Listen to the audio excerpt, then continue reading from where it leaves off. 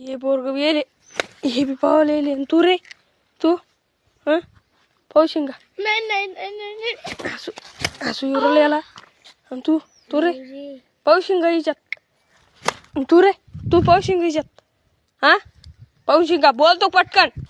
बोल बोल बोल पावशील का पावशील का पावशील का आणि तू रे तू पावशील का हा येशील का आता